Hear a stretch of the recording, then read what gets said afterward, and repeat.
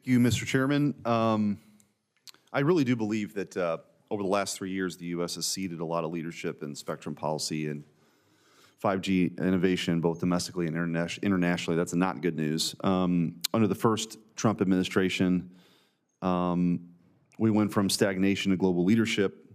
Congress passed, I wasn't here, but Congress passed the Secure and Trusted Networks Act.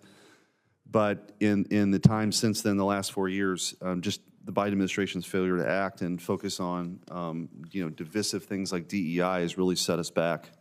I am one of the members that serves both on Armed Services, Senator Budd also, and the Commerce Committee. And so there's a bit of a balancing act, I think, that goes with this. And while I think DOD should have a voice in this process, I strongly believe that Congress has already established the NTIA as the primary authority for spectrum allocation, and it must lead rather than act as a rubber stamp for DOD. I think that's one of the issues, because national security has been heard today is very multifaceted.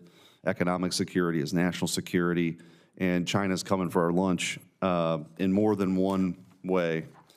I wanted to ask just a few questions, and I'll try not to ask questions that have already been asked, but it's possible I might. But Dr. Bayless, when we talk about spectrum management and enhancing the ability of commercial and defense users to sort of coexist in those shared bands, what role and how far have we come, and how far do we have to go for that to be really effective with AI as these advancements proceed? So it's interesting. AI can be used in multiple levels in the new spectrum sharing the new adaptive and reconfigurable paradigm. One level is to assess predict the spectrum that's going to be available for our use, and having this technology in the DoD and commercial hands is very useful.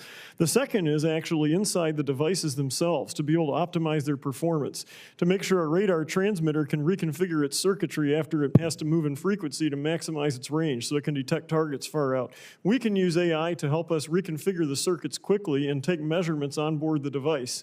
So a lot of our technology developments actually equip this plug-in of AI. In fact, we have one of the world's AI experts, Professor Bob Marks, who has written great books on AI that Congress actually is on their recommended reading list. He's part of SmartHub and working very actively with us to infuse AI into our decision-making for our spectrum adaptive and reconfigurable devices. And of course, that allows you to maximize, right? Like, allows you to actually maximize the bands of spectrum, right? As opposed to having maybe overutilization in one place and lack of utilization somewhere else. It's a predictive modeling. It really could. And I think AI has tremendous power, and we need to marshal it for being able to use the spectrum efficiently and to adapt our technologies to where the spectrum is maximally being shared. I'll throw this open for any one of the four.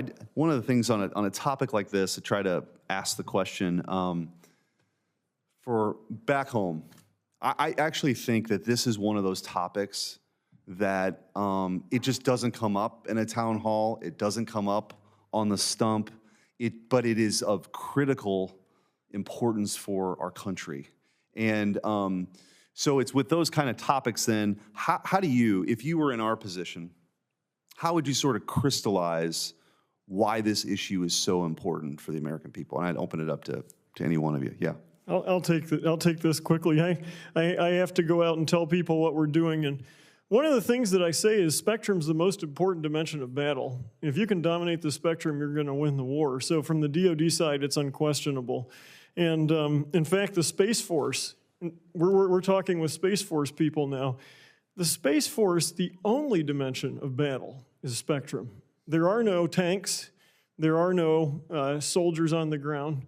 It's just spectrum, and we're going to have to be dominant in spectrum. So from the DoD side, that's really important. I think from the commercial side, we are more connected than we've ever been through spectrum. We learned that during the pandemic because we had to use the wireless spectrum to connect with loved ones, and other things. So I think our society certainly sees the need for wireless devices. Anybody else? I think the challenge comes into play where we have to afford the military the ability to be agile in the spectrum and be able to maneuver and keep our adversaries off balance. which some of the technologies that Dr. Bayless is developing could help us to do. So if we were to field those, it would make our military more agile when it comes to sharing spectrum at home, and also more agile when it comes to creating problems for our enemies overseas. So that's really important. It'll take time to get to the point where those technologies can be incorporated into our military systems. Until then, we're going to have some hybrid approach. Thank you, Mr. Chairman. Thank you. Senator Hickenlooper. Thank you, Mr. Chair, and thank you all for being here. Appreciate how busy you all are.